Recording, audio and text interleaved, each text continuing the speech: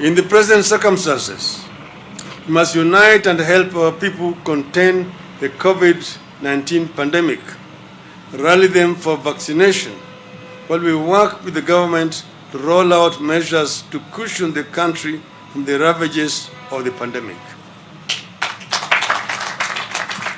Together we can come up with ways and means to raise money to fund stimulus packages for our people as other countries have done.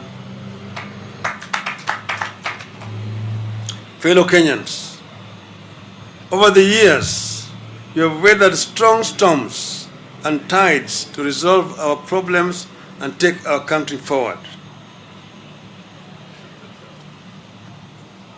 It has been a difficult journey across a treacherous road to democracy, a liberalized economy, and a free and open society. We have come this far because at difficult times, we have always charted a path that sets us apart from other third world countries. A path that takes us forward, not backwards, and secures our future while benefiting from lessons of the bitter past. And so today, we are here to launch another united effort to address the problems afflicting our people. The journey we start today is intended to create the political and ideological unity that we require to confront the problems afflicting our people.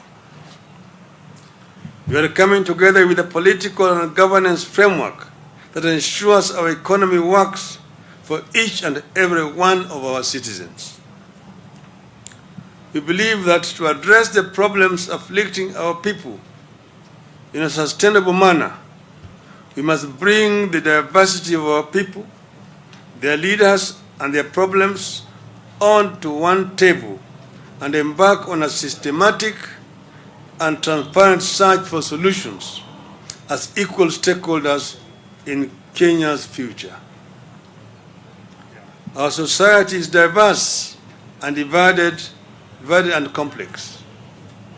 No single man or woman can be our sole messiah. We therefore have no option but to build inclusive political processes.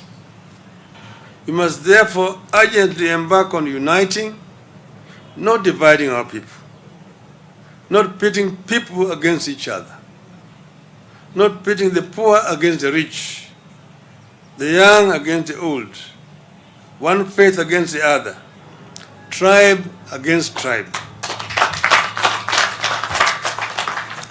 That would be a strong recipe for a violent competition for political power. Kenya cannot afford another era of election violence. Kenya is too divided to be splintered any further. We must unite to safeguard the victories we have scored over the decades and advance them to protect our democracy and freedoms, our diversity and inclusivity, our shared prosperity, and our morals and ethics. We must unite to build prosperity and share it equitably on a table where everyone feels represented.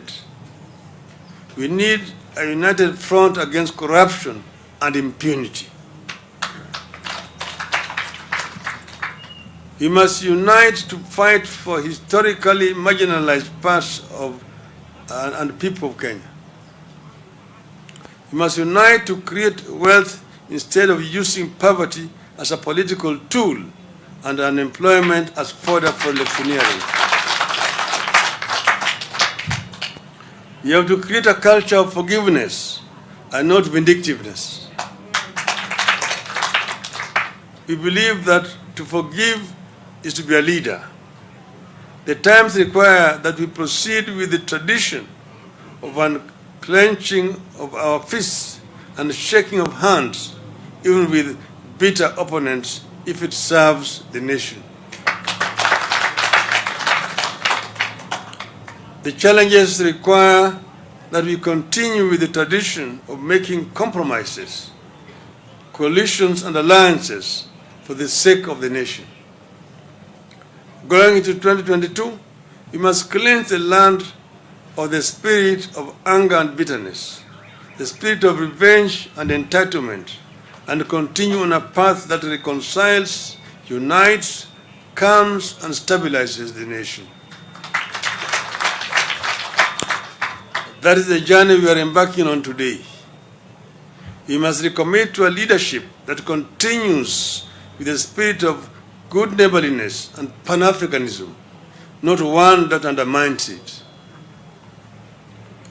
We recommit to a leadership that strengthens, not undermines, our ties with all international partners who have stood with us in good and bad times, and the new ones willing to work with us.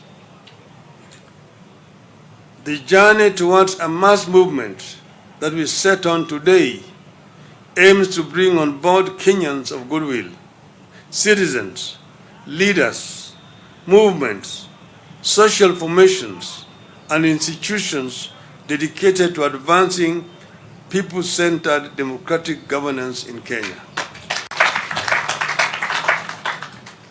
Within a short period of going around the country, we will unveil the vehicle that has space for the diversity of Kenyans to the promised land.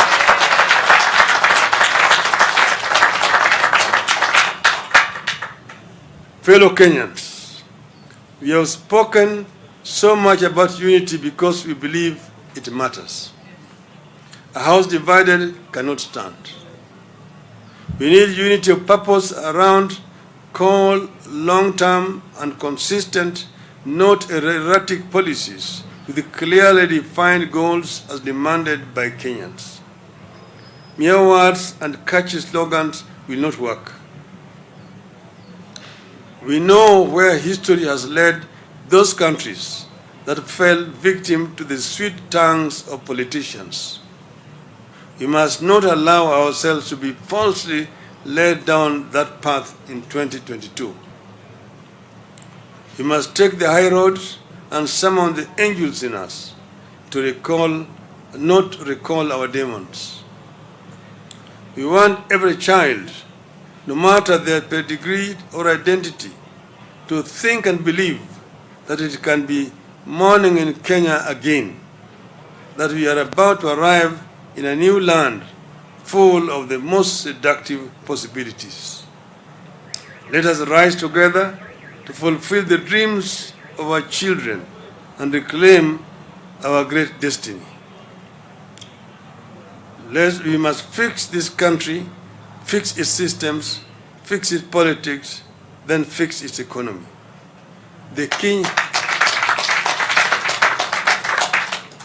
We believe that the Kenyan dream, as coined by the founding fathers, is achievable.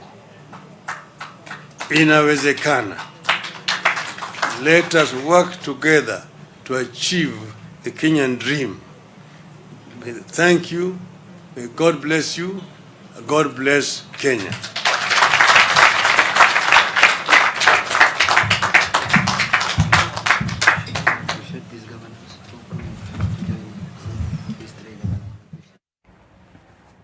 ODM leader Raila Odinga, of course, addressing the nation live from Nakuru County, and he's touched on quite a number of issues, urging Kenyans, of course, to rise up, encouraging Pan-Africanism, and, of course, all right. Ndiritu Murithi from Laikipia, Governor Wycliffe Ambesa Paranya, the Chairman Emeritus from Kakamega. I want to thank you all for joining us here today. Thank you. ODM leader Raila Odinga, of course, thanking all the leaders who accompanied him for this tour in Nakuru. Remember, that team comprises of leaders and allied MPs from both the Jubilee and ODM party, and has addressed quite a number of issues. But